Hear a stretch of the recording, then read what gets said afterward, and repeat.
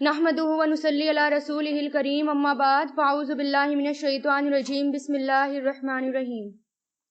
आज शुरू करेंगे पारा 19 से और थोड़े से अहम पॉइंट्स पारा 18 के सुन लें। 18 पहला, नमाज की रूह क्या है? खुशू, यानी एक तरह से वो नमाज की रूह है। खुशू जन्नत को वाजिब करने वाला अमल है। खुशू उसी वक्त आता है जब लगुयात से बचें, यानी कि बेकार की बातों से बचें, अल्लाह की नाफरमानी के कामों से बचें। क्योंकि अगर गुनाह करके नमाज की तरफ जा रहे हो तो नमाज में खुशू नहीं आता, आपका सारा ध्यान पिछले वाकयात की तरफ, लड़ाई झगड़ों की तरफ, गीबत की तरफ चला जाता है, गाली गलौज की तरफ चला जाता है। और ऐसा होता है, जो बात अभी हुई हो ना, बस नमाज में भी वही ध्यान आता है और नमाज में ध्यान ही नहीं लगता फिर। इसलिए कहा गया कि लगुयात से बचें। गुनाह चाहे छोटे ही क्यों ना हो, लेकिन उनके बारे में भी मोहतात रहना चाहिए। चाहे छोटे गुनाह हो लेकिन उनसे भी बचें। इंसान नेक काम करके तकब्बुर ना करे। क़यामत के दिन हमारे अमाल भी बोलेंगे। अमानत और अहद की पाबंदी करनी चाहिए, चाहे दीन का मामला हो या दुनिया का मामला हो। नमाज का अजर खुशू के मुताबिक ही मिलता है। कामयाबी पाने वाले वो हैं जो रब से डरते हैं। ज़बान की एहतियात बहुत ज़रूरी है। इंसान एक कलमा ऐसा निकालता है जिसकी वजह से बहुत दूर जहन्नम में जा गिरता है। आजिज़ी की वजह से इंसान की शान और मर्तबे कम नहीं होते, यानी अगर अल्लाह के आगे आजिज़ी करेंगे तो हमारी शान और हमारे मर्तबे और बढ़ेंगे, कम नहीं होंगे। रिस्क हलाल कमाना भी इबादत है। हमारा दीन हमारे हसब नसब की हिफाजत करता है, इसलिए जिना को हराम करार दिया है। दीन किसकी हिफाजत करता है? हसब नसब की, इसलिए जिना हराम है। अल्लाह सुब्हानहू व तआला को बेहयाई पसंद नहीं है। ये थे इम्पोर्टेंट अहकाम जो कि याद रखने के थे। अब पारा 19 स्टार्ट करते हैं। सफियान सौरी कहते हैं, जिस शख्स के साथ अल्लाह भलाई का इरादा करता है तो उसके लिए इल्म हासिल करने और उसके हिफ्ज़ से बेहतर कोई अमल नहीं पाता। यानी इंसान की खुशकिस्मती के दरवाजे खुल जाते हैं अगर वो इल्म के रास्ते पर चल पड़ता है, क्योंकि उसको नेकी के नए नए काम करने के तरीके मालूम हो जाते हैं और उसकी आखिरत सुधर जाती है। अगर आपको इल्म मिल रहा है तो इसका मतलब आप पर अल्लाह ने बहुत बड़ा एहसान किया है। हसन बिन साले कहते हैं, लोग यकीनन अपने दीन में इसी तरह इस इल्म के मोहताज होंगे जिस तरह अपनी दुनिया में खाने पीने के मोहताज होता है ना।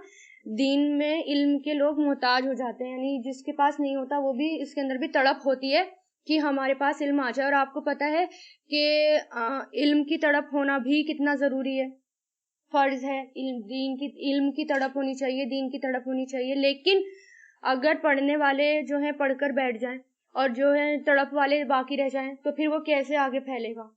इसलिए ये कहा गया है कि इसलिए अल्लाह ताला ने लानत फरमाई उस शख्स पर जो कि इल्म हासिल करे और उसको अपने तक ही महदूद रखे, उसको आगे ना फैलाए, क्योंकि कितने लोग हैं जिनके अंदर तड़प होती है।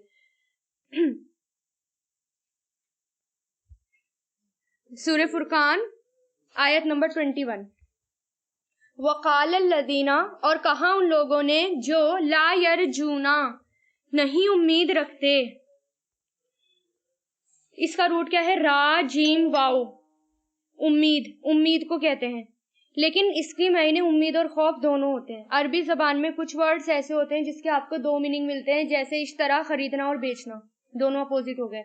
इसी तरह ये वाला लफ्ज है, इसके मायने खौफ और उम्मीद दोनों के होते हैं। और कहा उन लोगों ने जो नहीं उम्मीद रखते, लिका अना, हमारी मुलाकात की, लौला, क्यों नहीं, उनजिला, नाजिल किए गए, अलैना, हम पर, मलाइकतु, फरिश्ते, या नरा, हम देखते, रब बना, अपने रब को, लक़द, दर हकीकत, इस्तकबरू, उन्होंने तकब्बुर किया, फी अनफुसिहिम, अपने दिलों में, वाअतऊ, और उन्होंने सरकशी की, उतुवन, सरकशी, कबीरन, बहुत बड़ी। कौन कह रहे हैं ये लोग? मुशरिकीन मक्का। क्या कह रहे हैं कि अल्लाह ताला हमें सामने क्यों नहीं दिखता, या फरिश्ते हमें सामने क्यों नहीं दिखते, बल्कि वो सरकशी करते हैं और बहुत बड़ी बड़ी बातें बोलते हैं। क्योंकि अल्लाह ताला को सामने देखना तो बहुत बड़ी बात है, वो तो अल्लाह ताला अलग से आंखें देंगे जो अल्लाह ताला को देख सकती हैं। हमारी आंखें तो अल्लाह ताला की क्रिएशन को भी नहीं देख पाती, सूरज को भी नहीं देख पाती, अल्लाह ताला को तो कहाँ ही देख पाएंगी, है ना। पहाड़ भी रेजा रेजा हो गया था। या फरिश्ते हमारे सामने क्यों नहीं आते? और पता है ना, फरिश्ते जब सामने आ जाते हैं तो कैसी हैबत तारी होती है। हमारे नबी को क्या हाल हो गया था जब पहली बार فرشتے آئے تھے, اور جب دوسری بار آپ نے سیرت میں سنا تھا جب اپنی اصلی شکل میں آئے تھے تو پورا افق جو ہے وہ ڈھک گیا تھا اور نبی بالکل نیچے گر پڑے تھے, اور واپس جا کر پھر زمبلونی زمبلونی مجھے اڑاؤ, مجھے چادر اڑاؤ, ہے نا. تو فرشتے بھی نہیں دیکھ سکتے, لیکن جس وقت فرشتے نظر آنے لگیں گے نا اس وقت عالم ہی کچھ اور ہوگا. اس وقت کیا ہوگا, حالت خراب ہو جائے گی لوگوں کی جب فرشتے سامنے نظر آنے لگیں گے. یوما, جس دن, یرونا وہ دیکھیں گے, ملائکتا فرشتوں کو, لا بشرا نہیں کوئی خوشخبری ہوگی, یوما اذن اس دن, للمجرمین مجرموں کے لیے, ویقولون اور وہ کہیں گے, ہجرن یہ ایک آڑ ہے, مہجورن مضبوط یعنی ایک آڑ ہو مضبوط, ہجر ہا جیم را پتھر کو کہتے ہیں نا, اور ہجر کے معنی ممنوع بھی ہوتے ہیں, محفوظ جگہ بھی ہوتی ہے, یعنی پتھر سے پتھر دیوار بنائی جاتی ہے اور دیوار بنا کر اس کی آڑ بنائی جاتی ہے, رکاوٹ بنائی جاتی ہے, اس لیے پتھر بھی آتا ہے اور اس لیے اس کے معنی رکاوٹ بھی آتا ہے. اور ہجرن مہجورا جو ہے یہ ایک محاورہ بھی ہے, یعنی پناہ باخودہ پناہ, یہ بھی آتا ہے اس کے معنی, ایک طرح سے محاورے کے لیے بھی یہ لفظ استعمال ہوتا ہے. حتیم کو بھی حتیم کے لیے بھی ہجر لفظ کا استعمال ہوتا ہے. کیوں ہوتا ہے حتیم کے لیے بھی؟ کیونکہ وہ بھی ایک طرح سے خانہ کعبے کے اندر پتھروں کے ساتھ رکا ہوا ہوتا ہے, رکاوٹ ڈالی گئی ہوتی ہے نا, اور اس کے رکاوٹ ہوتی ہے, اس لیے اس کے لیے بھی ہجر کا لفظ استعمال ہوتا ہے. ہاں, تو عقل کے لیے بھی کس کا لفظ استعمال ہوتا ہے؟ ہجر کا لفظ. کیوں؟ کیونکہ عقل بھی کسی چیز کو منع کرتی ہے اور رکاوٹ ڈالتی ہے, اس لیے اس کے لیے بھی ہجر کا لفظ استعمال ہوتا ہے. اب یہاں پر اللہ تعالیٰ کیا کہہ رہے ہیں کہ جس دن فرشتے سامنے نظر آئیں گے اس دن کوئی خوشخبری نہیں ہوگی کافروں کے لیے. کون سا دن ہوگا وہ؟ سب سے پہلے وہ دن ہوگا انسان کی موت کا, ہے نا. موت کا وقت جب آ جائے گا تو جان لینے والے جب فرشتے آئیں گے اور اس کے نگاہ کے پاس آ کر بیٹھ جائیں گے, پھر ملک الموت آئیں گے, پھر اس کی روح نکال کر ان فرشتوں کو دے دیتے ہیں, پھر جو ہے اس کو کفن میں لپیٹ دیا جاتا ہے. اچھی روح ہوتی ہے تو اچھے میں, اور بری ہوتی ہے تو وہ چیتڑے بدبودار میں لپیٹ کر, یہ غلیظ بالکل بدبودار کپڑے میں لپیٹ کر ان کی روح کو نکال دیا جاتا ہے. لیکن جب برے لوگوں کو فرشتے نظر آتے ہیں تو وہ بھیانک شکل میں نظر آتے ہیں اور بہت مارتے ہوئے نظر آتے ہیں, یعنی وہ دن اچھا نہیں ہوتا جب وہ گھبرا جاتے ہیں, پریشان ہو جاتے ہیں, وہ اتنا سخت دن ہوتا ہے. دوسرا موقع کون سا ہوگا؟ قبر میں. جب قبر میں منکر نکیر کی شکل دیکھیں گے تب گھبرا جائیں گے. اچھے لوگوں کے لیے اچھی شکل میں آئیں گے, برے لوگوں کے لیے بری شکل میں. اسی طرح نام اعمال بھی ان کے اچھی شکل میں اچھے لوگوں کے بن کر آئیں گے اور بری شکل میں برے لوگوں کے نام اعمال ہوں گے. اور تیسرا موقع ہوگا میدان حشر کا, جب وہ تیسرا موقع پر فرشتوں کو دیکھیں گے. اب یہ بتائیں ان تینوں موقعوں میں کون دیکھنا چاہتا ہے صرف فرشتوں کو؟ جو نیک مومن ہوں گے, کیونکہ ان کے لیے وہ ہیبت تاری نہیں ہوگی, ان کو وہ خوشی ملے گی, ان کو دیکھ کر ان کے دوست ہوں گے, ان کے ساتھ وہ چلیں گے پھریں گے. لیکن جو برے لوگ ہوں گے ان کے اندر ہیبت تاری ہو جائے گی, وہ پریشان ہو جائیں گے اور بہت زیادہ شرمندگی ان کو ہوگی اور سخت ملامت ہوگی اپنے آپ پر, اور کیا کہیں گے کہ کاش ایک مضبوط آڑ ہوتی, کاش ہم نہ دیکھتے, آج بھی ہمارے اور ان کے بیچ میں پردہ ہوتا.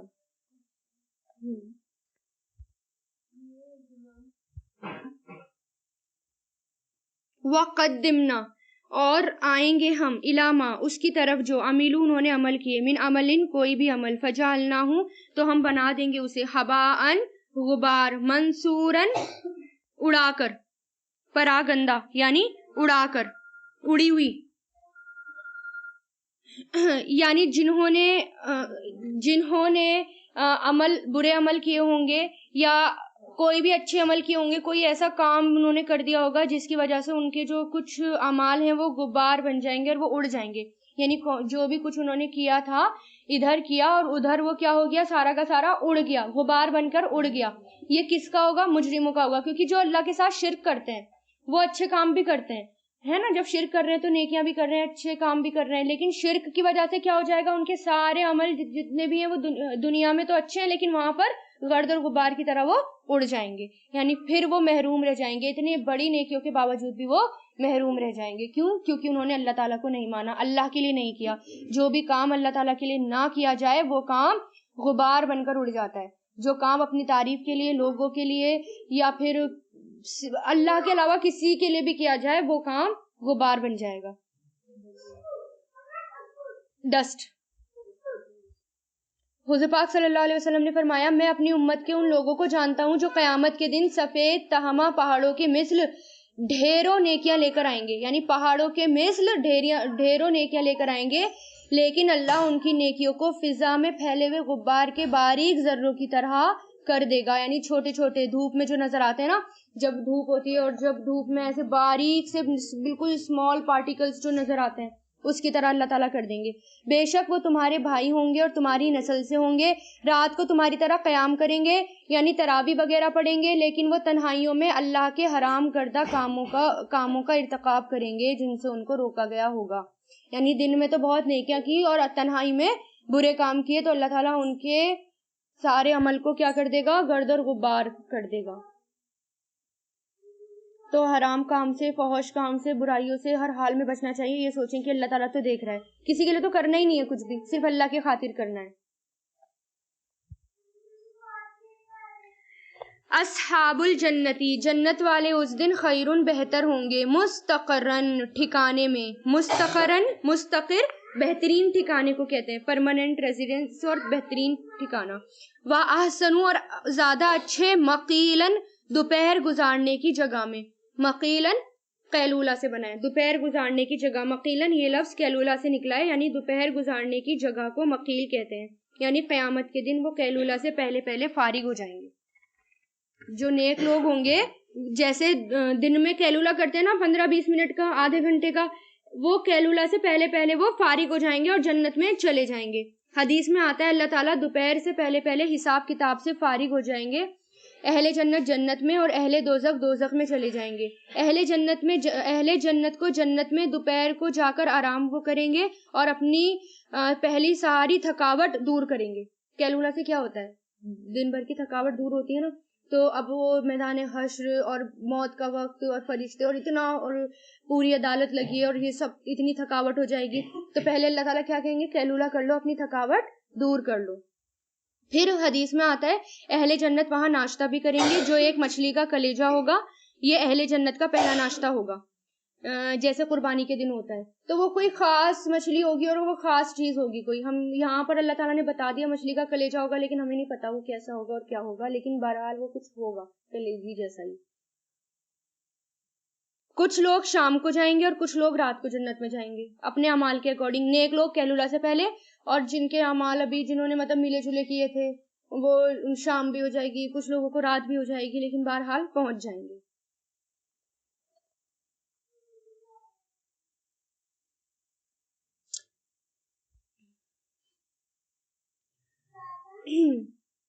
اور اس آیت سے یہ بھی پتہ چلتا ہے کہ قیلولہ کتنا ضروری ہے.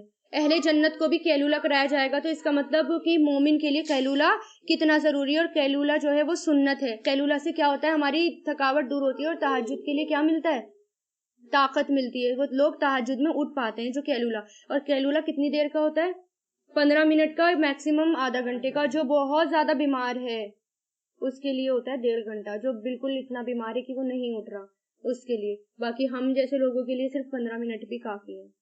اور کہیں آفس میں بھی ہیں یا کہیں پر بھی ہیں, جیسے ہماری کہیں بھی ہیں, ہم ٹیچر ہیں آفس میں, کبھی تو دوپہر کا وقت ملتا ہوگا نا, جیسے کھانا کھا رہے ہیں سب, لنچ کا ٹائم ہے, تو لنچ کا ٹائم ہے, لنچ کریں اور وہیں پر ہی ڈیسک پر ایسے کر کے 5 منٹ کے لیے لیٹ جائیں, وہ بھی آپ کا قیلولہ ہو جائے گا.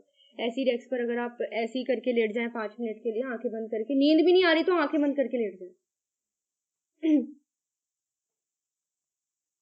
قیلولہ سنت ہے اور ایک عبادت سمجھ کر اس کو کرنا چاہیے, اور اس سے دنیا میں بہت فائدے ملتے ہیں. اور انسان جو قیلولہ نہیں کرتا اس کے لیے حضور پاک صلی اللہ علیہ وسلم نے فرمایا کہ قیلولہ کرو, بے شک شیاطین قیلولہ نہیں کرتے. یعنی قیلولہ صرف کون نہیں کرتے, شیاطین. باقی جو مومن ہیں اور جو وہ سب کیا کرتے ہیں, قیلولہ کرتے ہیں. انس رضی اللہ تعالیٰ عنہ کہتے ہیں کہ ام سلیم رضی اللہ تعالیٰ عنہا حضور پاک صلی اللہ علیہ وسلم کے لیے چمڑے کا فرش بچھا دیتی تھی, اور آپ صلی اللہ علیہ وسلم ان کے یہاں اس چمڑے کے فرش پر قیلولہ کیا کرتے تھے. حضرت عمر رضی اللہ تعالیٰ عنہ کہتے ہیں کہ ابن مسعود رضی اللہ تعالیٰ عنہ کے دروازے پر کبھی کبھار قریش کے مرد بیٹھا کرتے تھے.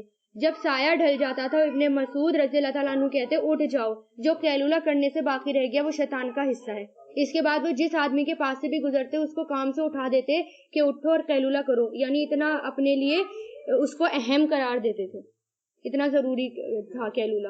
اسحاق بن عبداللہ کہتے ہیں کہ قیلولہ کرنا نیک لوگوں کے عمل میں سے ایک عمل ہے. یہ دل کو مضبوط کرنے والا ہے, رات کے قیام پر قوت دینے والا ہے. یعنی قیلولہ سے رات کا قیام آسان ہو جاتا ہے, تہجد جو پڑھنا ہے وہ آسان ہو جاتا ہے.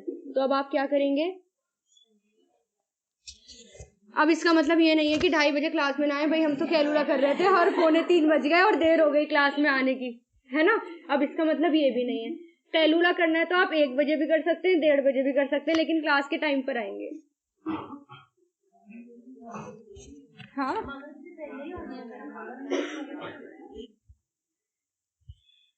وَيَوْمَ, اور جس دن تشقق پھٹ جائے گا آسمان, بالغمامی بادلوں کے ساتھ, وَنُزِّلَ, اور نازل کیے جائیں گے, الملائکۃ فرشتے, تنزیلاً نازل کرنا. کس کی بات ہو رہی ہے؟ یہ قیامت کے دن کی بات ہو رہی ہے کہ قیامت کے دن کیا ہوگا, آسمان پھٹے گا اور فرشتے اتریں گے. یہ نفقہ ثانیہ, یہ سب نفقہ ثانیہ کے بعد ہوگا. نفقہ ثانیہ کسے کہتے ہیں؟ دوسرا نفقہ, یعنی پہلا نفقہ اولا جس میں سب زندہ کریں گے, یعنی مرنے کے بعد فوت ہوں گے اور پہلے مریں گے سارے, اور پھر دوسرا نفقہ ہوگا تو اس میں سارے زندہ ہوں گے, اور پھر سارے فرشتے بھی, آسمان پھٹے گا اور سارے فرشتے اتر کر سامنے آئیں گے.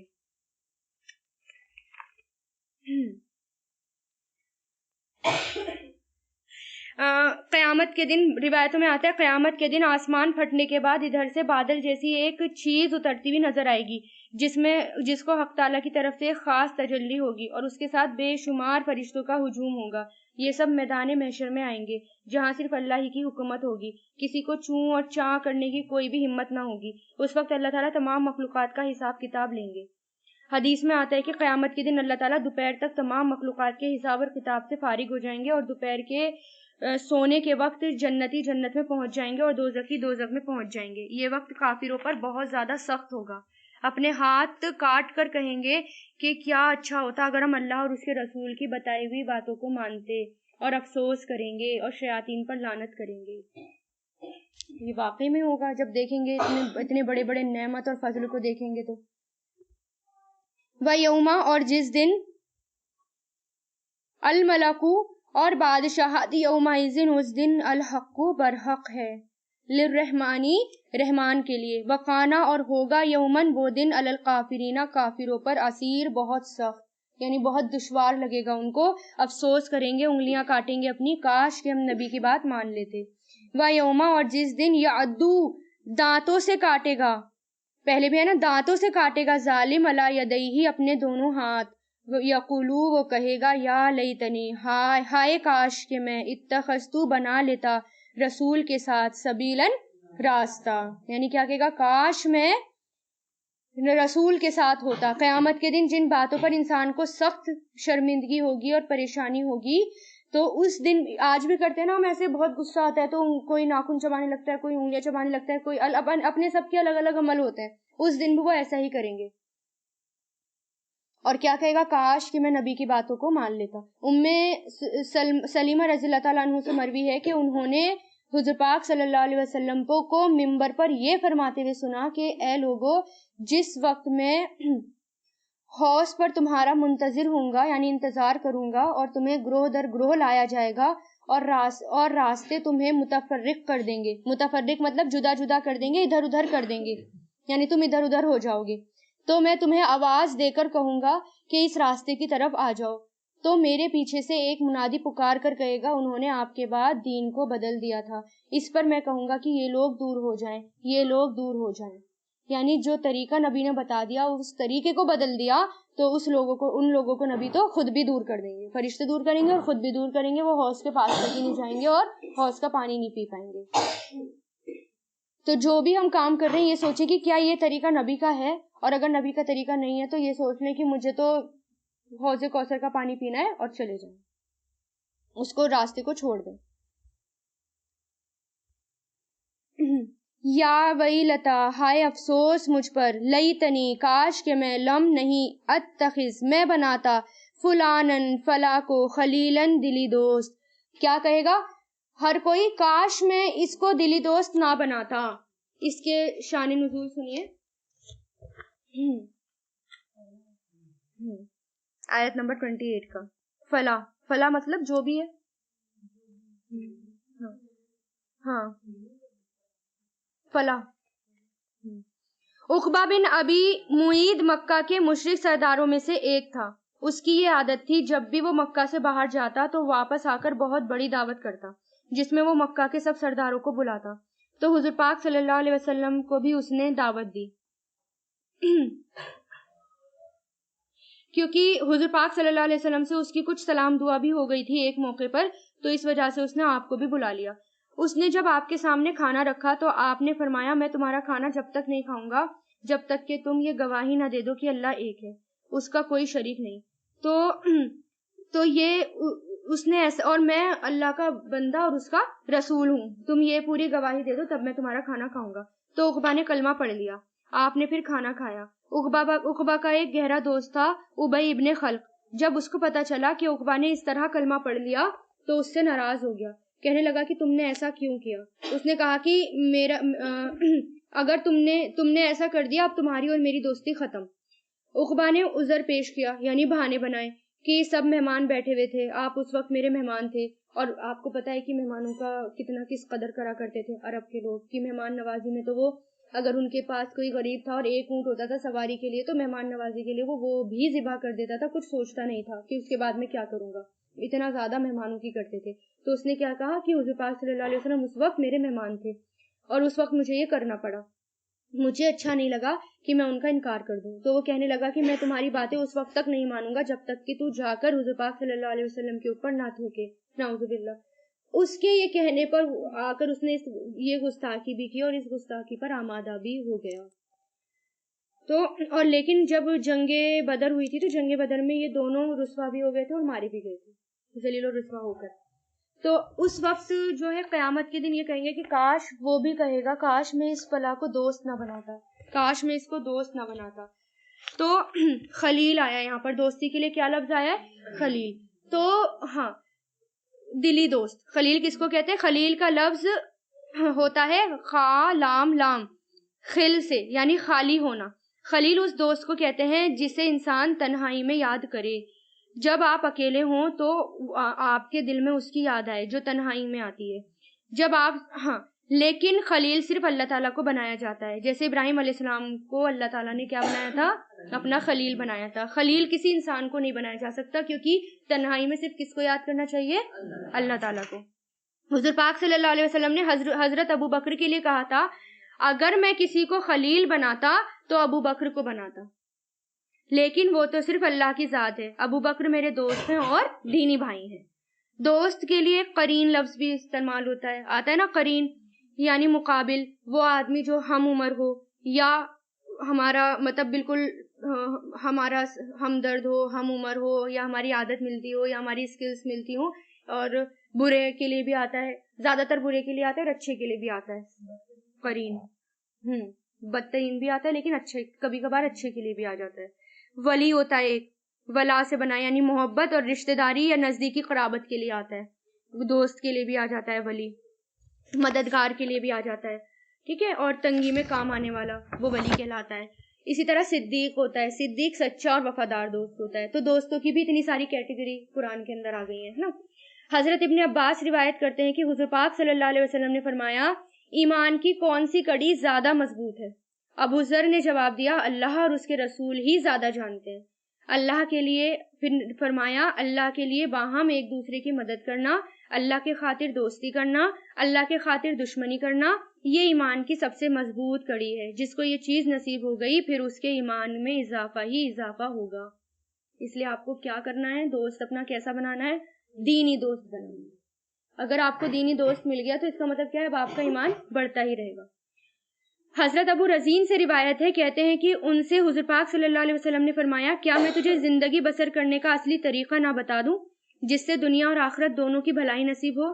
اللہ کی یاد کرنے والوں کے پاس بیٹھا کرو, اور جب تو اکیلا ہو جہاں تک ہو سکے اللہ کی یاد میں اپنی زبان ہلاتا رہے. محبت کر تو اللہ کے لیے کر. اے ابو ذر, کیا تجھے معلوم ہے جب کوئی آدمی اپنے گھر سے اس لیے نکلتا ہے کہ اپنے دینی بھائی سے ملاقات کرے تو اس کے ساتھ 70,000 فرشتے دعائیں کرتے ہوئے ساتھ ہو جاتے ہیں اور کہتے ہیں اے اللہ, اس نے تیرے لیے یہ میل جول اختیار کیا ہے, تو بھی اسے اپنے ساتھ ملا لے. اے ابو رزین اگر تو اپنے بدن سے یہ کام لے سکے تو تو ضرور لے لے. تو ہمیں بھی کیا کرنا ہے؟ اگر اپنے بدن سے یہ کام لے سکیں تو ضرور لے لیں. اگر دین کے خاطر، اللہ کی محبت کے خاطر اگر ایک دوسرے سے ملنے کی خواہش ہو تو چلے جایا کریں. جتنی دور جائیں گے اتنا ہی زیادہ ثواب بھی ملے گا اور 70,000 فرشتے بھی ساتھ ہو لیں گے. اور دین کے خاطر جاتے ہیں نا، ہم باہر دعوت دینے جاتے ہیں، ادھر جاتے ہیں، تو کتنے فرشتے ساتھ ہوتے ہیں؟ 70,000. تو ڈرنے کی بات ہی نہیں ہے. حضرت ابو ہریرہ سے روایت ہے، کہتے ہیں کہ حضور پاک صلی اللہ علیہ وسلم نے فرمایا اگر دو شخص اللہ تعالیٰ سے ایک دوسرے کے لیے محبت کرتے ہیں تو ان میں سے ایک مشرق میں ہے اور ایک مغرب میں، یعنی دنیا کے الگ الگ کونے میں ہے، تو یقیناً قیامت کے دن اللہ تعالیٰ ان دونوں کو اکٹھا کر دے گا اور فرمائے گا یہ وہی ہے جس کو تو نے میرے لیے محبت کی تھی، میرے خاطر محبت کی تھی. حضرت ابو ذر سے روایت ہے کہ حضور پاک صلی اللہ علیہ وسلم تشریف لائے اور فرمایا کہ کچھ جانتے ہو کہ اللہ تعالیٰ کو کون سا کام زیادہ پسندیدہ ہے؟ کسی نے کہا نماز، کسی نے کہا زکوٰۃ، کسی نے کہا جہاد. نبی نے فرمایا اللہ تعالیٰ سب سے زیادہ پسند کرتا ہے کہ اگر محبت ہو تو اسی کے لیے، دشمنی ہو تو اسی کے لیے. کتنی ساری حدیث روایت ہے نا اس کے لیے. اور پھر وہ مشہور حدیث تو آپ کو یاد ہے کہ حضور پاک صلی اللہ علیہ وسلم نے حضرت ابو ہریرہ سے فرمایا کہ اللہ تعالیٰ جب کسی بندے سے محبت کرتا ہے تو جبریل امین کو بلا کر کہتے ہیں کہ میں اس بندے سے محبت کرتا ہوں، تم بھی کرو. تو جبریل امین بھی اس سے محبت کرتے ہیں اور پھر آسمان میں منادی دے دی جاتی ہے فرشتوں میں کہ اللہ تعالیٰ اس شخص سے محبت کرتے ہیں، تم بھی کرو. پھر فرشتے بھی اس سے محبت کرنے لگتے ہیں اور پھر وہ محبت زمین میں اتار دی جاتی ہے اور پھر لوگوں کے دلوں میں وہ محبت بٹھا دی جاتی ہے. اور اسی طرح نفرت کی بات ہوتی ہے. حضرت علی کیا کہتے تھے اس بارے میں اپنے اس میں خلافت میں؟ حضرت علی کہتے ہیں کہ اپنے دوست سے دوستی میں نرمی اختیار کرو، ہو سکتا ہے کہ وہ کسی وقت تمہارا دشمن ہو جائے، اور دشمن سے دشمنی کے برتاؤ میں نرمی کرو، ہو سکتا ہے کہ وہ کسی وقت تمہارا دوست بن جائے. تو ہمیں ہر معاملے میں کیا ہونا چاہیے؟ نرمی اختیار کرنی چاہیے. ہمارے جو اندر کی جو باتیں ہیں نا وہ ایک دم پھوٹ کے بالکل ہارش لہجے میں باہر نہیں آنی چاہیے. ہر بات میں کیا کرنی چاہیے؟ نرمی. ہو سکتا ہے آج ہم آپس میں بیٹھے ہوئے اور دوست ہو اور ایسا رویہ ہو جائے ہمارا کہ ہم آپس میں دشمن ہو جائیں. کچھ نہیں پتا نا، دشمن شیطان اتنا سوار رہتا ہے کہ ہلکی سی بات کو ایسے دل میں بٹھا دیتا ہے کہ لوگ کیا بن جاتے ہیں؟ دشمن. اور دوست کا آئینہ ہوتا ہے. اگر کوئی دوست آپ کی کوئی کمی بھی بتا رہا ہے تو اس کو کیا کر لیں؟ ایکسپٹ کر لیں کہ یہ میرا واقعی میں دینی دوست ہے، اس نے میری کمی بتائی اور میں نے اس کو سدھار لی اور اس سے میرے درجے بلند ہوں گے. ورنہ نہیں پتا نا، ہم کو گناہ کرتے رہے اسی کی وجہ سے جہنم میں چلے جائیں. اس لیے ایک دوسرے کی کمیاں آپس میں بتایا کریں کہ اگر کوئی کمی ہے تو اللہ تعالیٰ کی خاطر بتایا کریں اور دوسرا اس کو ایکسپٹ کرے اور اس سے برا نہ مانے. ہاں میں اس کو سدھار لوں گی، ٹھیک ہے، ہاں میں سدھار لوں گی. اور قیامت کے دن انسان انہی کے ساتھ اٹھایا جائے گا جن سے وہ محبت کرے گا. اور اگر وہ دنیا سے محبت کرے گا اور دین میں پیچھے رہا تو قیامت کے دن بھی وہ پیچھے ہوگا. تو آپ سوچ لیں کہ مجھے کہاں اسٹینڈ کرنا ہے قیامت کے دن. اچھے لوگوں کے ساتھ اسٹینڈ کرنا ہے تو اچھے لوگوں کے ساتھ رہیں، برے لوگوں کے ساتھ کھڑے ہونا ہے تو برے لوگوں کے ساتھ رہیں. جو اللہ سے بہت دور ہے نا، اس سے تو بس اللہ کی خاطر بس یہ ہے کہ میں اس کو سدھاروں، اس کی اصلاح کروں، اس خاطر ساتھ رہیں. ورنہ اپنا دوست جو بنائے نا وہ دینی دوست بنائے. دینی دوست سے واقعی میں ایمان بڑھتا ہے اور پھر ہمارا ایمان تازہ ہوتا رہتا ہے. اس لیے میرے جانے کے بعد بھی آپس میں ملنا جلنا اور آپس میں ایمان کو بڑھانا، ایسا نہ ہو کہ واپس پرانے والی لائف پہ چلے جاؤ. ٹھیک ہے نا؟ تو قیامت کے دن جو برے دوستوں کو دوست بنائے گا تو کیا کہے گا؟ کاش کہ میں اس کو دوست نہ بناتا. در حقیقت اضلنی، اس نے بھٹکا دیا مجھے، ان ذکر سے. کون سے ذکر سے؟ قرآن سے. جو کوئی قرآن سے دور کر دے نا، اس کا مطلب وہ پکا شیطان ہے. اس سے تو دور ہو جائیں بنا سوچے سمجھے. بعد اس کے جب جاءنی وہ آیا ہمارے پاس، وقانا اور ہے شیطان، للانسانی انسان کو، خذولن چھوڑ دینے والا. یعنی قیامت کے دن وہ کیا کہے گا؟ آج میں تم سے بری ہوں.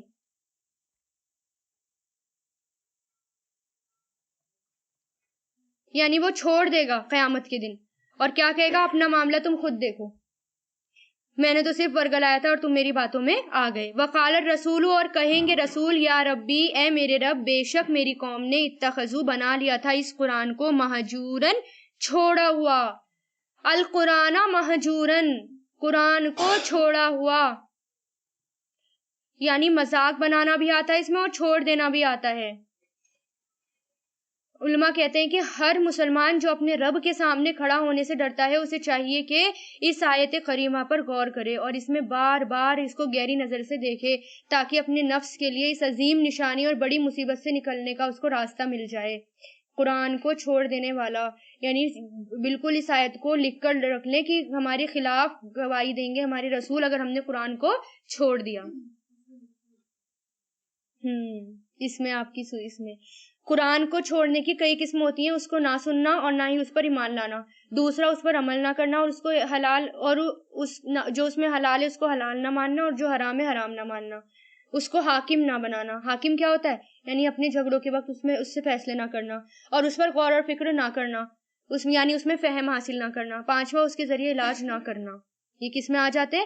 کیونکہ قرآن میں آتا ہے نا کہ قرآن ہر بیماری کے لیے شفا ہے، دلوں کی بیماری کے لیے شفا ہے، اس لیے اگر دل بیمار ہو جائے تو فوراً قرآن کی طرف پلٹ جائیں، آپ کا دل مضبوط ہو جائے گا، مطمئن ہو جائے گا انشاءاللہ۔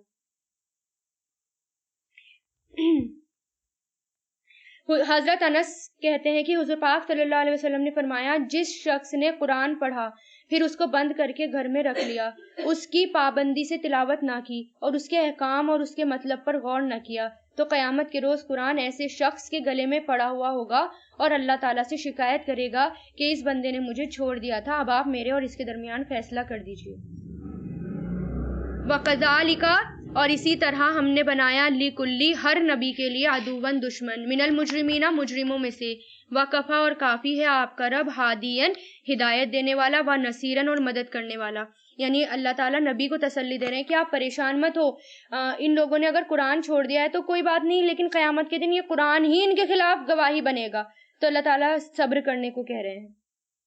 وَقَالَ الَّذِينَ، اور کہا ان لوگوں نے جنہوں نے کفروا، کفر کیا، لولا، کیوں نہیں، نزلہ، نازل کیا گیا، علیہ، اس پر قرآن، جملتن، اکٹھا، واحدتن، ایک ہی بار، یعنی اکٹھا جملہ ایک ہی بار کیوں نہیں نازل کیا گیا۔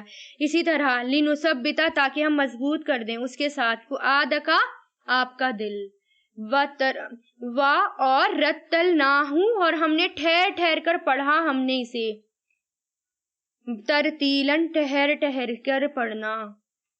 یعنی لوگ کیا کہتے تھے کہ یہ ایک ہی بار میں کیوں نہیں نازل ہوا، اگر ایک ہی بار میں نازل ہوتا تو ہم اس کو مان لیتے، لیکن یہ تو تھوڑا تھوڑا کر کے آ رہا ہے۔ اب تھوڑا تھوڑا کر کے کیوں آیا تھا یہ؟ تاکہ اس سے دل مضبوط ہو جائے، یعنی ہر بات ہر موقع پر تسلی دی جا رہی ہے، سوالوں کے جواب دیے جا رہے ہیں، تسلی دی جا رہی ہے، ایسا لگ رہا ہے اللہ تعالیٰ سے باتیں ہو رہی ہیں، اس لیے یہ ٹھہر ٹھہر کر نازل کیا گیا۔ اور اس کے بہت زیادہ فائدے بھی ہوتے ہیں، یعنی اگر تھوڑا تھوڑا کر کے نازل ہونے کی صورت میں حفظ کرنا زیادہ آسان ہو گیا تھا، لوگوں کے لیے حفظ کرنا کتنا آسان ہو گیا تھا نا، تھوڑا تھوڑا کر کے نازل ہوا، اس کو حفظ کر لیا۔ اب اکٹھا بیٹھ کر کیسے حفظ کرتے؟ تھوڑا تھوڑا ہوا اور تھوڑا تھوڑا لوگوں نے اس کو یاد کر لیا، سمجھنے میں سہولیت ہوئی، یعنی آسانی ہوئی اور زیادہ سمجھ میں آنے لگا۔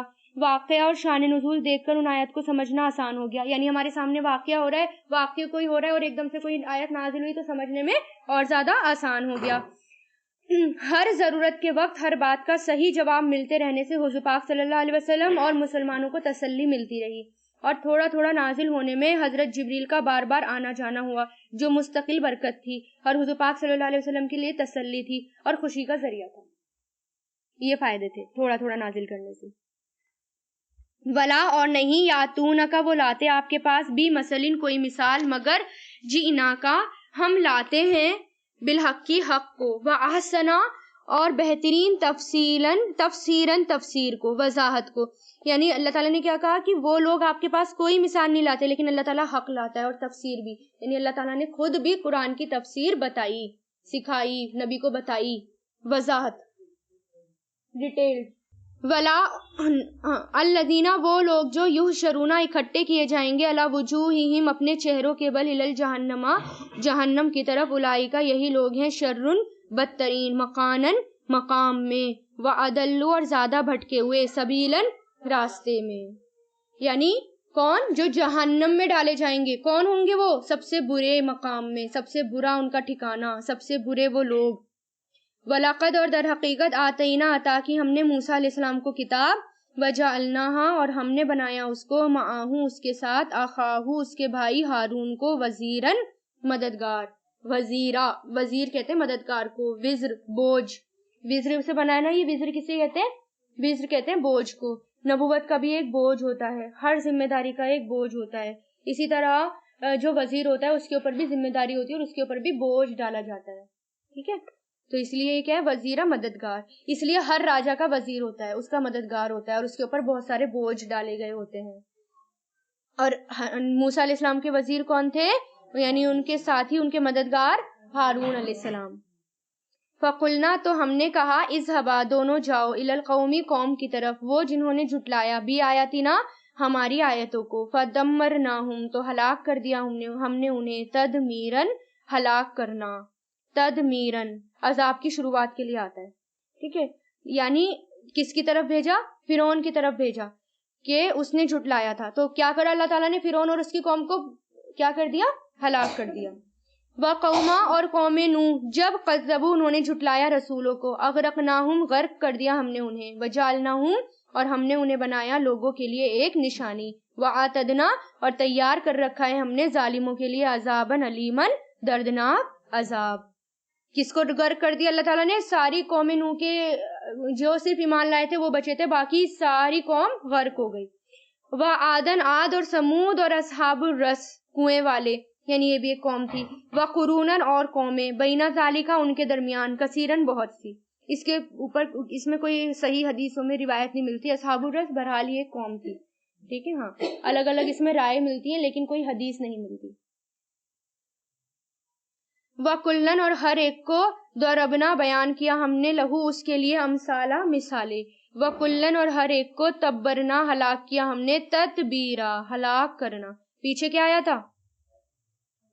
تدمیرا، دال آیا تھا تدمیرا. یہاں کیا آیا ہے؟ تتبیرا ہلاک کرنا. دونوں میں فرق ہے، دونوں ہی ہلاکت میں آتے ہیں. تتبیرا کا مطلب کیا ہوتا ہے کہ غارت کرنا، تہس نہس کرنا، نست نابود کر دینا.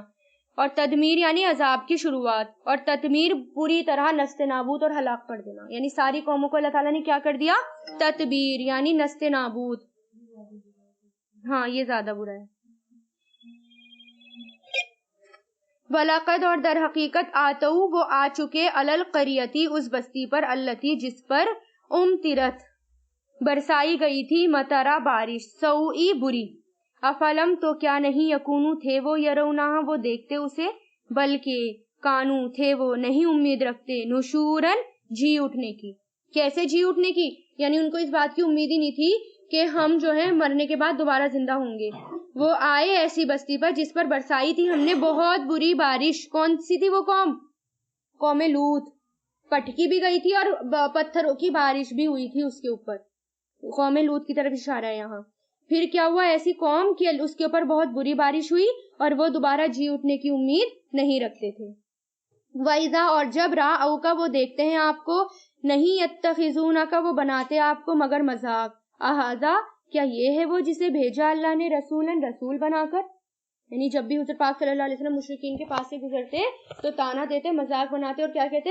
دیکھو یہ ہے جن کو رسول بنا کر بھیجا ہے، دیکھو یہ ہے جن کو رسول بنا کر بھیجا ہے. اس طرح کر کے وہ تانا دیتے تھے. ان کا آداب بے شک قریب تھا. اب یہاں پر میں نے بے شک کیوں کرا؟ ان کا مطلب اگر ان کے بعد لام تاکید آ جائے، لا یدلن آ گیا نا، لام آ گیا، اگر ان کے بعد لام تاکید آ جائے تو معنی یقیناً بے شک کے ہو جاتے ہیں، تو ہم اس کو لازمم بھی کہہ سکتے ہیں. بے شک قریب تھا کہ لا یدلونا کہ وہ بھٹکا دے ہم کو، ان آلہتینا ہمارے معبودوں سے، لولا اگر نہیں ہوتی، ان کے صبرنا ہم صبر کرتے، علیہا اس پر، وسوفا اور جلد ہی، یعلمون وہ جان لیں گے، ہینا جس وقت، یرونا وہ دیکھیں گے عذاب کو، من ادلہ کہ کون کس کو بھٹکا، کون ہے بھٹکا ہوا، ادلو کون ہے بھٹکا ہوا، سبیلن راستے سے. یعنی کس کی بات کر رہی ہیں؟ مسلمانوں کی، رسولوں کی. کون؟ کافر لوگ یہ کہتے تھے ہم نے صبر کیا، ہم جمے رہے، ورنہ تو بالکل ایسا ہو جاتا، ضرور ہونے والا تھا کہ اگر ہم جمے نہ رہتے نا، یہ ہمیں ہمارے معبودوں سے ورگلا دیتے، بھٹکا دیتے. وہ تو ہم تھے کہ ہم ثابت قدم بن کے اپنے معبودوں پر جمے رہے اور ہم ان کی باتوں میں نہیں آئے. ایسی باتیں کرتے تھے. اللہ تعالیٰ کیا کہہ رہے ہیں کہ جب عذاب آئے گا تو جلدی دیکھ لیں گے کہ کون بھٹکا ہوا ہے اور کون سیدھے راستے پر ہے. ارائیتا کیا دیکھا آپ نے اسے، من جس نے اتخذا بنا لیا الہہ اپنے معبود کو، ہواہو اپنی خواہشات نفس کو، اپنا معبود اپنی خواہشات کو، ہواہو، افا انتا تو کیا آپ، تکونو ہوں گے، علیہ اس پر، وکیلن ذمہ دار. کس کی بات ہو رہی ہے؟ جس نے اپنی نفس کو اپنا معبود بنا لیا، خواہشات کو معبود بنانا، اپنی خواہش کو اوپر رکھنا، اللہ کا حکم پیچھے کر دینا، جو دل میں آئے وہ فالو کرنا، یعنی اپنی خواہشات کی اطاعت کرنا. ٹھیک ہے. اور خواہشات انسان کو کہاں لے جاتی ہیں؟ ان النفس لامارۃ بالسوء، بے شک نفس برائی کے لیے اکساتا ہے. نفس کہاں لے جاتا ہے؟ برائی کی طرف. اس لیے کبھی بھی نفس کی بات نہیں ماننی. حضور پاک صلی اللہ علیہ وسلم یہ دعا پڑھا کرتے تھے، اللہم انی اعوذ بک من شر نفسی، اے اللہ میں اپنے آپ کو تیری پناہ میں دیتا ہوں، یعنی اپنے آپ کو، اپنے نفس کو تیری پناہ میں دیتا ہوں، اور اپنے شر سے، اپنی نفس کے شر سے بچنے کے لیے. کس سے بچنے کے لیے؟ اپنی نفس کے شر سے. کیونکہ باہر کے شر کو بھی ہم تبھی روک سکتے ہیں جب ہم اندر کے شر سے بچیں گے. اگر اندر کی برائی پر قابو پا لیا تو باہر کی برائیوں پر تو قابو پا ہی لیں گے. تو پھر اور کس کی بات ماننی ہے، کس کی پیروی کرنی ہے؟ اللہ اور اس کے رسول کی. پھر اس کے لیے ایک وہ بھی آتا ہے نا، شعر بھی آتا ہے علامہ اقبال کا، کہ اللہ سے وفا تو ہم تیرے ہیں، یہ جہاں چیز ہے کیا، لہو قلم بھی تیرے ہیں. یعنی اگر اللہ سے پیروی کی، اللہ کی مانی، تو ہر چیز ہماری ہو جائے گی. اس لیے اپنی خواہشات کو کیا کرنا ہے؟ پیچھے رکھنا ہے. حضور پاک صلی اللہ علیہ وسلم نے فرمایا، کتنے ہی لوگ ایسے ہیں جو اپنی خواہشات نفس کو پورا کرنے میں لگ جاتے ہیں اور ان کے لیے قیامت کے دن آگ کے سوا کچھ نہیں ہوگا. کیوں نہیں ہوگا؟ اب مجھے یہ کھانا ہے، مجھے یہ پہننا ہے، بڑی بڑی خواہشات، اب اس کے چکر میں سارا دن کچن میں لگے رہے سارا دن، اور پتہ چلا نیکیوں کے لیے ٹائم ہی نہیں ملا، اتنے تھک ہار گئے کہ نماز کا بھی وقت نہیں ملا، نماز بھی چھوڑ دی. یا مجھے یہاں گھومنا ہے، وہاں گھومنا ہے، اتنے مصروف ہوئے گھومنے میں کہ نماز کا وقت آیا، نماز کی پرواہی نہیں کی، اور نماز کا وقت نکل گیا، اور پھر وہ کیا وہ بن گیا ہمارے لیے؟ ہلاکت بن گیا. مارکیٹ میں گھومے، ونڈو شاپنگ کری، اتنا گھومے کہ ساری نمازیں بھی چھوڑ دی، سب کچھ چھوڑ دیا، کوئی پرواہی نہیں. تو یہ کہاں لے جائیں گے انسان کو؟ سب چیزیں، خواہشات، جہنم کی طرح. ہاں، کیا دیکھا آپ نے جس نے بنا لیا اپنے معبود کو، اپنا معبود اپنی خواہشات نفس کو.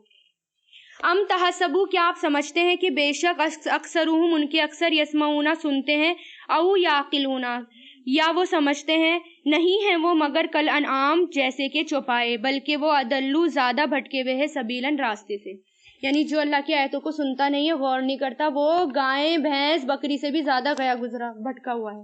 کیونکہ ان کے پاس، بیچاروں کے پاس قرآن نہیں آیا، لیکن ہمارے پاس قرآن آیا اور پھر بھی ہم ان کی جیسی حرکت کر رہے ہیں، یعنی ان سے بھی زیادہ گئے گزرے بدترین ہیں. اللہ تعالیٰ کہہ رہے ہیں. یہ کون کہہ رہے ہیں؟ اللہ تعالیٰ. جو سنتے نہیں ہیں اور جو عقل سے کام نہیں لیتے، وہ چوپایوں کی طرح ہیں، بلکہ ان سے بھی زیادہ بدتر. علم ترا، کیا نہیں آپ نے دیکھا، الی ربی کا، اپنے رب کی طرف، کیفا کس طرح، مدّا اس نے پھیلا دیا، ذلہ سایوں کو، ولو اور اگر شاء وہ چاہتا، لجعلہ ضرور وہ بنا دیتا اسے، ساکنن ساکن مطلب ٹھہرا ہوا، رکا ہوا. ثم پھر جعلنا ہم نے بنایا، الشمس سورج کو، علیہ اس پر، دلیلاً دلیل. یعنی کیا آپ نے دیکھا نہیں سایہ، کہ سایہ کیسے گھٹتا اور بڑھتا رہتا ہے، کبھی غائب ہو جاتا ہے، کبھی گھٹتا ہے، کبھی بڑھتا ہے، اور وہ ساکن نہیں ہے، ٹھہرا ہوا نہیں ہے. یہ بھی ایک اللہ تعالیٰ کی نشانی ہے. اور سورج اس پہ دلیل ہے، نشانی ہے، رہنمائے ہیں. مدہ کہتے ہیں پھیلانے کو. اور اسی طرح قبض آتا ہے، قبض مطلب سمیٹنا، مدہ پھیلانا، قبض سمیٹنا. ثم پھر قبض نہ ہوں، سمیٹ لیا ہم نے، آگے نا یہ قبض، پھر سمیٹ لیا ہم نے اپنی طرف، قبضن سمیٹنا، یسیرن آہستہ آہستہ، یعنی آسانی سے. یعنی سائے کو پہلے بڑھتا جاتا ہے، پھر گھٹتا جاتا ہے، اور پھر اللہ تعالیٰ اسے سمیٹ لیتے ہیں. رات ہوتی ہے اور سایہ بالکل غائب ہو جاتا ہے. یہ بھی کیا ہے؟ ایک نشانی. وَهُوَ الَّذِي، اور وہی ہے جس نے بنایا تمہارے لیے، لیلا رات کو، لباسن لباس، وَالنَّوْمَ اور نیند کو، سباتن آرام. سبات بنا ہے سبت سے، سبت کہتے ہیں کاٹنے کو، کاٹنے کی چیز. نیند بھی جو ہوتی ہے وہ کاٹنے والی ہوتی ہے، یعنی تھکاوٹ کو وہ کاٹ دیتی ہے. اسی لیے سبات آرام کے لیے بھی آتا ہے. اور سبت جو ہے وہ بھی ہفتے کے لیے بھی اس لیے آتا ہے کیونکہ ہفتے کو لوگ آرام کا دن بناتے تھے، اور وہ جو ہے تھکاوٹ کو کاٹتا تھا، آرام کو کاٹتا تھا، اس لیے وہ ہفتے کا دن ہو گیا. اسی سے یہ ایک ہی لفظ ہیں یہ سارے. اور وہی ہے جس نے بنایا تمہارے لیے رات کو لباس اور نیند کو آرام. اور اس نے بنایا نہارا دن کو نشورن اٹھنے کا وقت.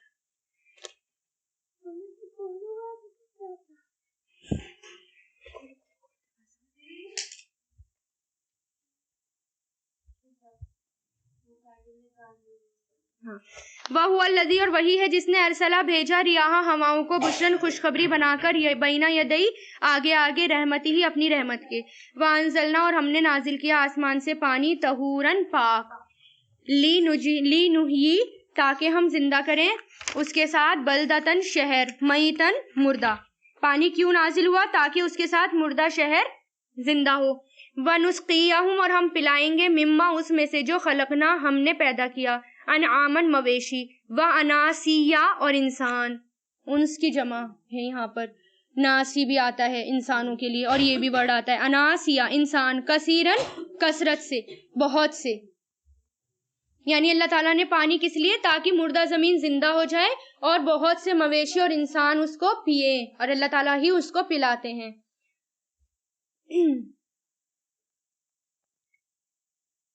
حضرت ابن عباس کہتے ہیں کہ یہ جو لوگوں میں مشہور ہے کہ اس سال بارش کم ہے اور اس سال زیادہ ہے، حقیقت کے اعتبار سے صحیح نہیں ہے، کیونکہ بارش کا پانی اللہ کی طرف سے ہر سال برابر برستا ہے، لیکن اللہ تعالیٰ کے حکم سے اس کی مقدار کسی شہر میں زیادہ ہو جاتی ہے اور کسی شہر میں کم ہو جاتی ہے نا.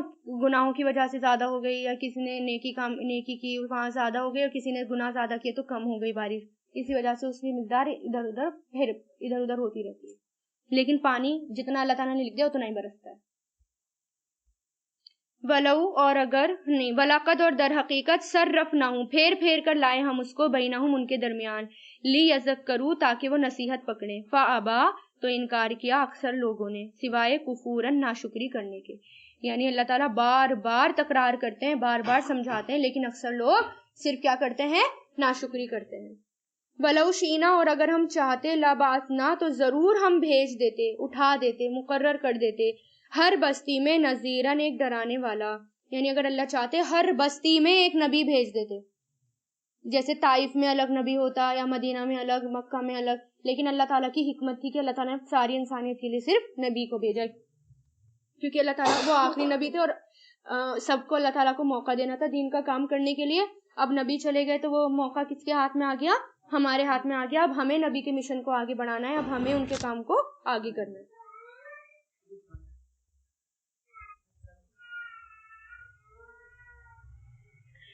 فلا تو نہیں آپ اطاعت کیجئے کافروں کی، وجاہدہم اور جہاد کریں ان سے بھی اس کے ساتھ جہادن جہاد کبیرن بہت بڑا.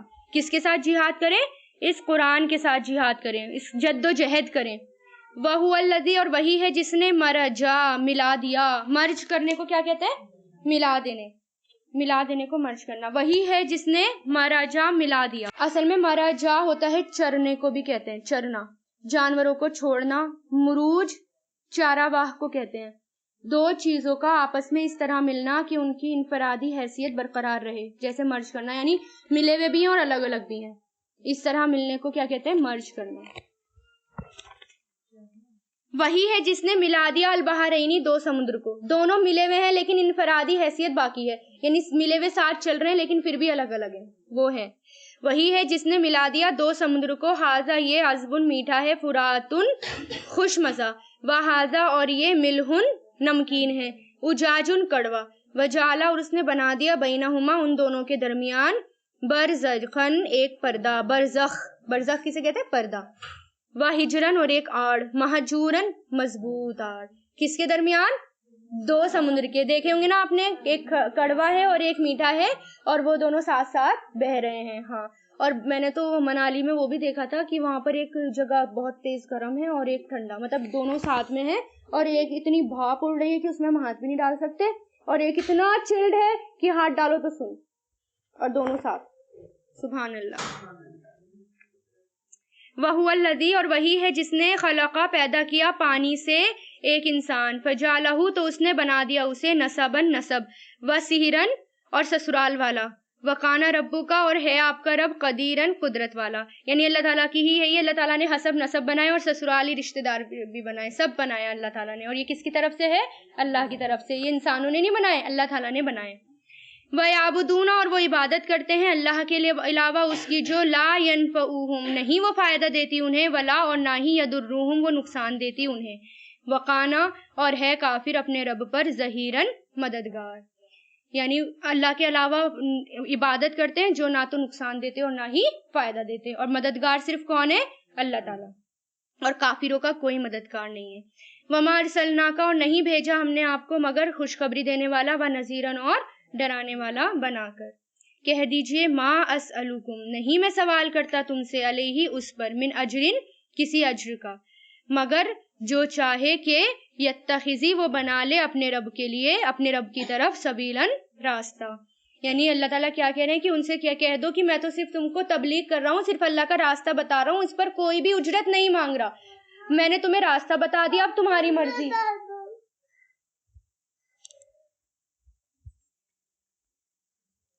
اب تمہاری مرضی، اب تمہیں کون سا راستہ اختیار کرنا ہے۔ وتوکل اور بھروسہ کرو علی الحی زندہ رہنے والے پر، وہ جو لا یموتو نہیں مرے گا، وسبح اور تسبیح کرو اس کے حمد کے ساتھ، وقفا اور کافی ہے بھی اس کا، بھی ذنوبی گناہوں سے، عبادی ہی اپنے بندوں کے، خبیرہ خوب خبردار ہونا، یعنی صرف بھروسہ اللہ پر کرو، صرف اس کی تسبیح کرو اور گناہوں کے لیے اسی سے معافی مانگو۔ للذی وہی ہے جس نے بنایا پیدا کیا آسمان کو اور زمین کو اور جو ان کے درمیان ہے، فی ستۃ ایام 6 دنوں میں، پھر وہ استوا بلند ہوا، علی العرشی عرش پر، الرحمن جو رحمان ہے، فاسأل تو پوچھ لو اس کے بارے میں، خبیرن کسی خبر رکھنے والے سے، یعنی وہ اسی نے سب پیدا کیا، 6 دنوں میں پیدا کیا، وہی عرش کا مالک ہے، وہی رحمان ہے، اگر تمہیں پوچھنا ہے تو کسی بھی جانکار والے سے پوچھ لو کہ وہی رحمان ہے۔ اللہ تعالیٰ یہ چیلنج کر رہے ہیں۔ وَإِذَا قِيلَ اور جب کہا جاتا ہے انہیں سجدہ کرو رحمان کو، تو کہتے ہیں وہ کیا ہے رحمان، کیا ہم سجدہ کریں، لما اسے جو تامرونا ہمیں حکم دیتا ہے، وَزَادَهُمْ اور اس نے زیادہ کیا ہمیں، نفوراً نفرت میں، یعنی ہم ایسی چیز کو سجدہ کریں جس نے صرف ہمیں نفرت میں زیادہ کیا ہے، ہم ایسی چیز کے آگے سجدہ نہیں کر سکتے، یعنی سیدھا سیدھا انکار کرتے تھے۔ ہاں اللہ تعالیٰ کی صفت کیا بتائی گئی ہے؟ رحمان، تو رحمان کون ہے؟ اللہ تعالیٰ ہے، اور الرحمن الرحیم میں بھی سب سے یعنی بسم اللہ الرحمن الرحیم میں بھی اللہ تعالیٰ کی اسی صفت کو بیان کیا گیا ہے۔ کیوں؟ ایک تو رحمت، پھر رحمت کے ساتھ رحمت، اگر اللہ تعالیٰ رحمان ہے تو پھر سب کچھ مل جاتا ہے۔ رحمان کے لغوی معنی ہوتے ہیں نرم دلی اور شفقت کرنا، مہربانی کا سلوک کرنا۔ رحمان میں رحیم سے زیادہ مبالغہ پایا جاتا ہے، اور اللہ کی رحمت نے ہر چیز کو گھیرا ہوا ہے، اللہ نے اپنی ذات پر اپنی رحمت کو لازم کر رکھا ہے، اللہ کی رحمت اللہ کے غضب پر حاوی ہے، زمین میں اس کی رحمت کا صرف ایک ہی حصہ ہے جو ساری مخلوقات کو دیا گیا ہے، یعنی صرف ایک ہی حصہ، 99% رحمت اللہ کے پاس ہے اور 1% رحمت پوری دنیا میں اللہ تعالیٰ نے دے دی۔ تبھی تو ماں جو ہے اپنے بچے پہ رحم کرتی ہے، انسان جانوروں پر رحم کرتا ہے، دوسری مخلوقات پر رحم کرتا ہے۔ اگر اللہ تعالیٰ یہ صفت نہ دیتے تو انسان ظلم اور زیادتی کرتا بس۔ تو ہمیں بھی کوشش کرنی چاہیے کہ ہم بندوں پر مہربان ہوں اور اللہ کی رحمت کو پانے والا کام کریں۔ اور اللہ کی رحمت کن کاموں میں آتی ہے؟ سب سے پہلے تو اللہ پر ایمان لانا، اللہ اور اس کے رسول کی اطاعت کرنا، قرآن کی پیروی کرنا اور تقویٰ کرنا، نیک اعمال کرنے سے جیسے نماز پڑھنا، اللہ کے راستے میں جہاد کرنا، ہجرت کرنا، اللہ کا ذکر بلند کرنا اور دوسروں پر رحم کرنا۔ حدیث میں آتا ہے رحم کرنے والے رحمان پر رحم کرے گا، رحم کرنے والے رحمان ان پر رحم کرے گا، تو جس نے رحم کیا اللہ تعالیٰ بھی اس پر رحم کریں گے۔ وآخر الدعوانا الحمد للہ رب العالمین۔